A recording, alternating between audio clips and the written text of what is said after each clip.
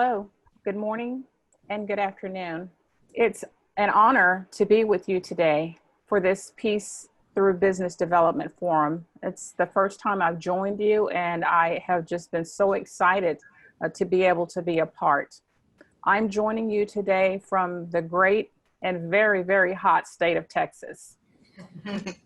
I've been with IBM for 38 and a half years, and about half of that time has been in a management or a leadership role. I've been asked to speak with you today about leading during times of crises. And certainly we've had that for several months now. I wanted to fall back to the dictionary definition, to a dictionary definition of crises, which is defined as any event that's going to lead to an unstable and dangerous situation affecting an individual, a group, a community, or a whole society. So I'd like to start today with my reality on that definition and then share with you how I've shaped my plan to manage through what for me is a compound crisis. So let's get started. I'll start with again, it's a different world, the times of crises that we're going through now. We had the pandemic, the very public murder by police of George Floyd, resulting in civil unrest and protest around the world, resulting for me in feelings of hope, of hopelessness, of hurt, anger, stress. Schools closed. My grandchildren spend a lot of time with me, and since March they've been out of school. So the need for virtual learning, homeschool, church and civic organizations closed. The normal outlets for entertainment, gym, everything shut down. A scarcity of household necessities. Some of the even violence in retail stores trying to access just what are basic needs for some people, demanding coworkers, irritable customers, unreasonable clients. All of this leads into, for me, and I know for many of you, a compound crisis. Now, I'd like to speak directly from woman to woman. We usually are very, very good at managing crises, managing the layers of crises. But this one came out of nowhere from so many different directions at once that this is really different. It has been different, and it continues to be very, very different. We have roles not only in business, leadership roles in business, but we also have leadership roles at home. The wife, the mother, the grandmother, so many people looking toward us to do the things that normally every day we take in stride, but now we have so much more piled on us, and then there's the civic organizations, the extended family relationships. It's a lot, ladies, it's a lot. And oh, by the way, the job that we have, the business that we have to run still needs us. In fact, the demand on us from those is increased. It's different, and it's a lot to manage in a very very short time period. There really has not been a lot of time to do a lot of adjusting the way we normally we deal with change. We know usually change is coming. We can prepare for change. This just all came out of left field, right field, center field, from all directions at the same time. So I was quickly overwhelmed and quickly realized that there was something. I had to come up with a plan to be able to manage through it, not just for the business piece of it, not for the home and the other relationships, but for me. I actually had to find a way to be able to manage through it, or lose my perspective, lose my ability to influence, maybe even my ability to lead effectively. So I came up with two things that I call my leadership tactics in a crisis. The first one is self-care. If you don't care for you, you can't care for others. Again, so many people pulling on us so many people needy from so many different directions. If you don't take care of yourself first, you are not going to have anything for anybody else. Self-care is about prioritizing your own personal well-being, and it is what you do for you. This isn't somebody else's responsibility. It's what you do for you. And the second thing is empathy. This quote from Peter Henry really resonated with me, and it says, "You can't lead people and not be sensitive to what's going on in their lives." Absolutely a need, because there's so much going on around us. In all of our relationships, you absolutely need to be able to connect with people. One thing I found is that assumptions are the enemy of empathy. And it's very, very easy in times like this to not take the time to really understand people, to connect with people, but to make assumptions. And I can tell you from experience that assumptions are the absolute enemy of empathy. You have to take the time to understand the other person's experience, their perspective, and their feelings. Leading with empathy often involves saying nothing at all. There are many times where people just needed someone else to listen, and they needed that person to listen with understanding. And being able to empathize with the challenges that your workers, your business contacts, your supply chain providers, everything. If you take the time to understand what they're up against, it'll allow you to provide the support they need to be successful, which will help you to continue to be successful. So let's talk a little bit more about self-care.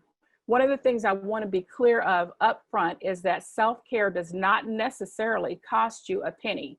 A lot of people confuse self-care with pampering.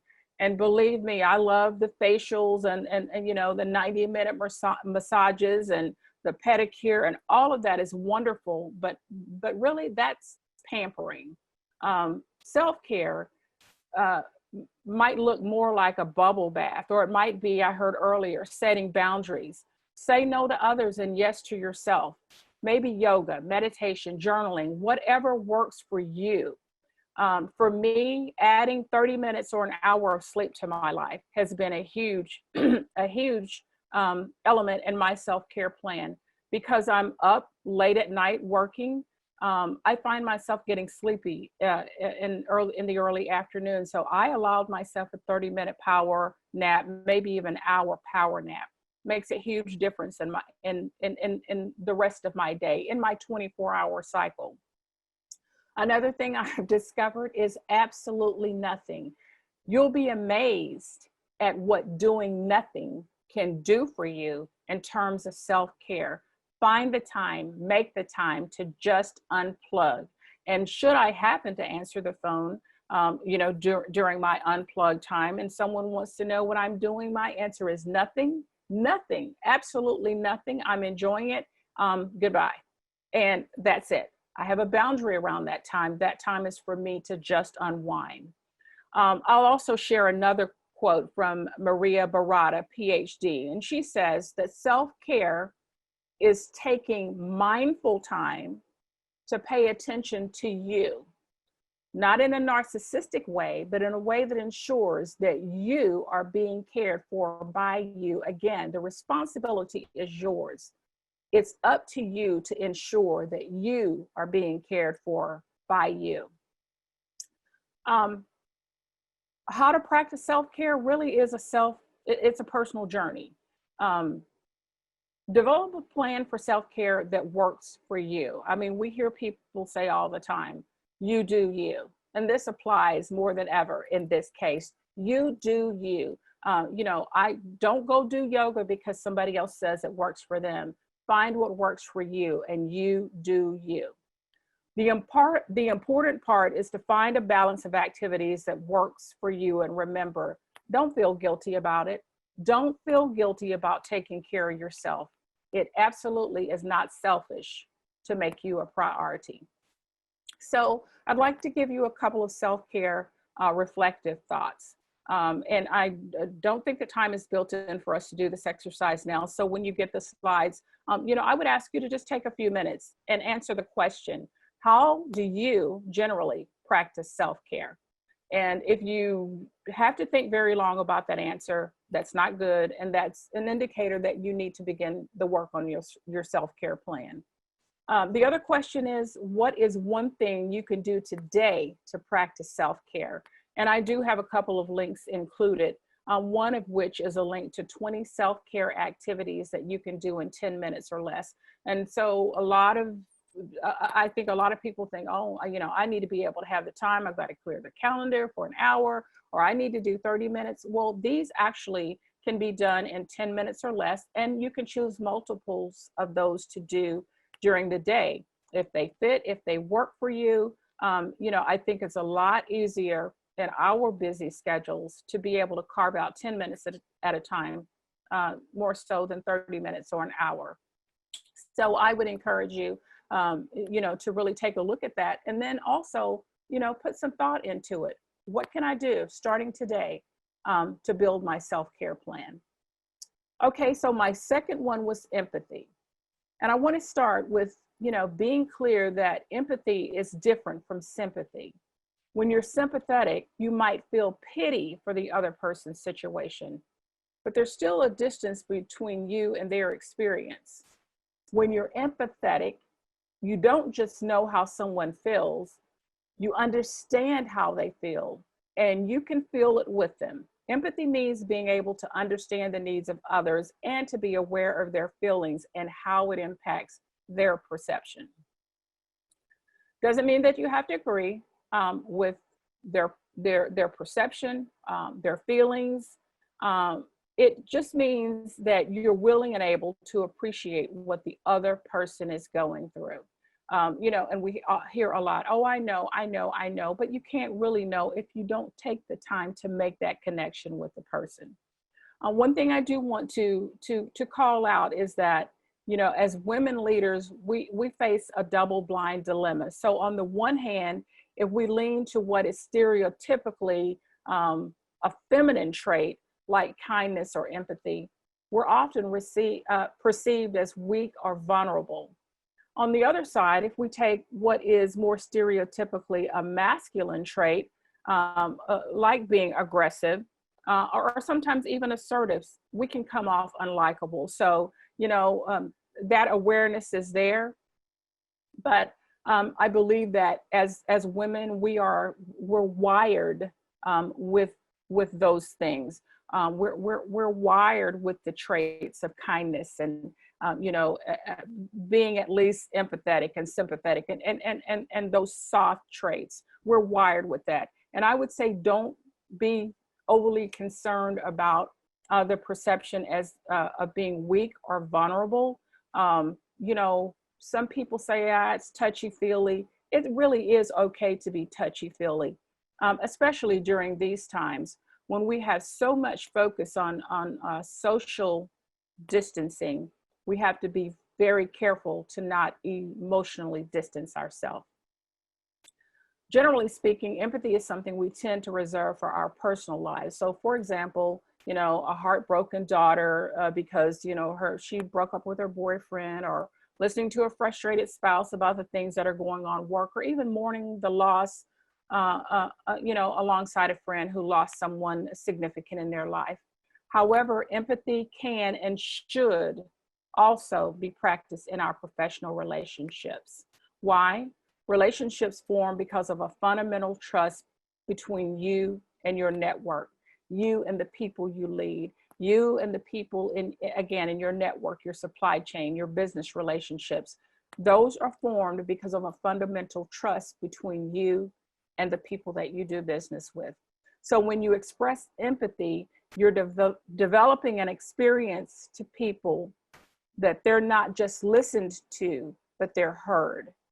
And because they're heard, they're understood. So I'll say again, you're delivering an experience to people that they're not just listened to, but they're heard.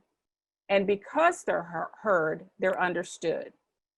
This gives your network a sense of connection and it's safely, directly associated with you, you, the leader, you, the business owner. Its connection is directly associated with you. And it's about ultimately laying the foundation for them to trust you with their business. Again, I say practice the social distancing, not emotional. Become more personable and accessible. The most common greeting in the Zulu tribe is Sawubona, which literally means I see you, we see you, you are important to me, and I value you. And I try to keep this in mind every day as I am making connections and relationships, both in the people that report to me and in the businesses that are interconnected businesses, where we have to reach out across the aisle and say, I need your help. Building that trust, but understanding when they come to me and say, I can't do it, we just don't have the resources to do it. You know, I want them to understand that I see the issues that they have. I understand, and even though they can't help me this time, they still have value to me. Treat people with sincere consideration and genuine concern.